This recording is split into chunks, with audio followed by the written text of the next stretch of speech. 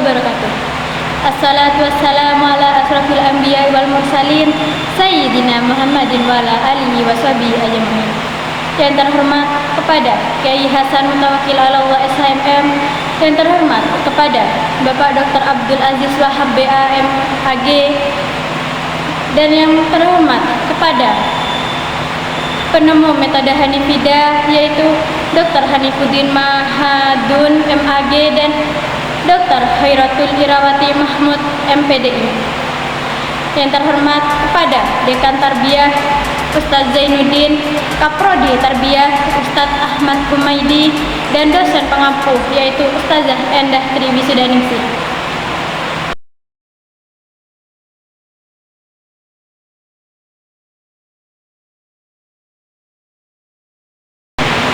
Baik, di sini saya Dewi Khalifatus Saada dari kelas PAI 1A akan menjelaskan tentang munasabah Al-Quran.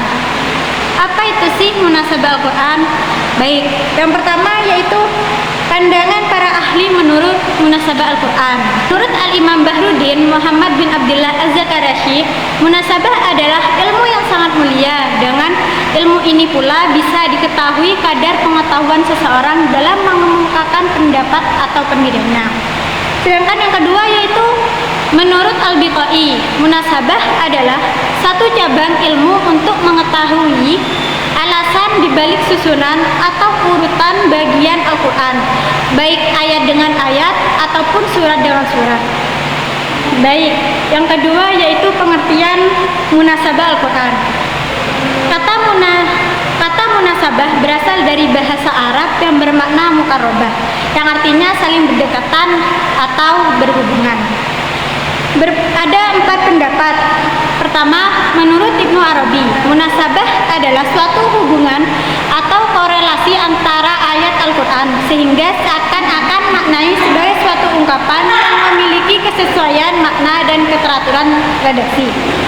Yang kedua yaitu menurut Al-Biqai, munasabah merupakan suatu ilmu yang mencoba mengetahui beberapa alasan di balik susunan atau urutan pada bagian Al-Quran, baik antara ayat dengan ayat atau surat dengan surat.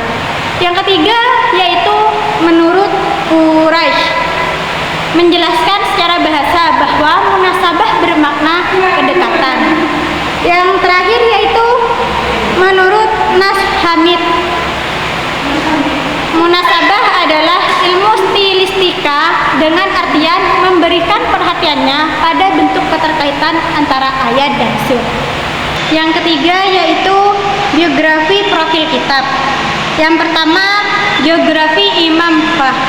Nama lengkap Fakhr Al-Din Al-Razi adalah Abu Abdullah Muhammad bin Umar bin Al-Husain bin Al-Hasan bin Ali Al-Tamimi Al-Bakri Al-Tibristani. Beliau juga dikenal dengan nama Ibnu Habdi Al-Syafi'i karena beliau merupakan anak dari seorang khatib di Rai.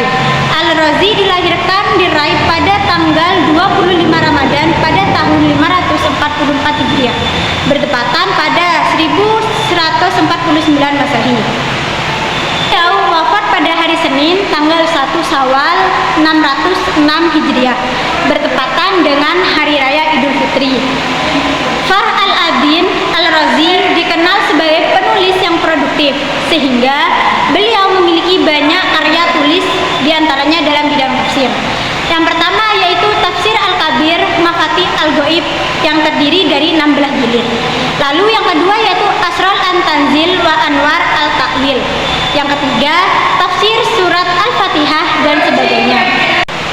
Baik, yang kedua yaitu Kitab Tafsir Al-Kitab, di mana kitab tafsir Mafatih Al-Ghaibat Tawyang lazim disebut kitab tafsir Al-Kabir, terdiri dari 16 jilid. Kitab ini berisi tentang tafsir dari keseluruhan ayat-ayat Al-Quran, 30 juz menurut tertib Mushaf Utsmani. Kitab ini merupakan salah satu kitab yang membahas luas sebagai ilmu pengetahuan. Dalam beberapa pendapat disebutkan Al-Razi meninggal dunia sebelum kitab Mafatih Al-Ghaibnya selesai dituntaskan. Kitab ini disempurnakan oleh muridnya Samsuddin Ahmad bin Fadil Qadi Damaskus. Yang ketiga yaitu metode penafsiran Imam Farh. Metode penafsiran Imam Farh al-Din dalam kitab Mafatih al-Ghaib atau tafsiran kabir. Yang pertama yaitu metode tahlili, di mana Al-Razi menafsirkan ayat-ayat Al-Quran secara runtut mulai surat Al-Fatihah sampai surat An-Nas sesuai dengan perurutan ayat-ayat dalam Mushaf Utsmani. Yang kedua yaitu metode munasabah, karena dalam kitab tafsirnya banyak ditemukan korelasi antara ayat dan surat. Yang ketiga yaitu metode bi-al-ra'yi, dibuktikan dengan cara penafsiran dan argumentasi yang digunakan dalam menjelaskan ayat-ayat Al-Quran yang banyak menggunakan dalil-dalil akliyah atau rasional. Baik, sekarang ke pembahasan yang terakhir, di mana kita akan membahas tentang urgensi ilmu munasabah. Yang pertama yaitu kitab Al-Burhan fi Ulumil Quran. Seperti yang dikemukakan Az-Zakarashi dalam kitab Al-Burhan fi Ulumil Quran, bahwa urgensi ilmu munasabah ialah dapat menjadikan bagian pembicaraan menjadi tersusun sedemikian rupa laksana sebuah bangunan yang tampak kokoh lagi serasi antara bagian demi bagian. Lalu yang kedua yaitu penafsiran ayat Al-Quran sebagai ilmu pendukung atau penopang dalam menafsirkan ayat-ayat Al-Quran. Bahkan tidak jarang dengan pendekatan ilmu munasabah, penafsiran akan semakin menjadi jelas, mudah, dan indah. Lalu yang ketiga yaitu kelompok ilmu ijtihad. Karena ilmu munasabah termasuk pada kelompok ilmu-ilmu ijtihad atau bersifat penalaran, sehingga memiliki peluang untuk dikembangkan dalam memperkaya dan memperkuat penafsiran. Dengan cara antara lain dengan terus-menerus mencari hubungan antara ayat-ayat Al-Quran dari berbagai aspeknya.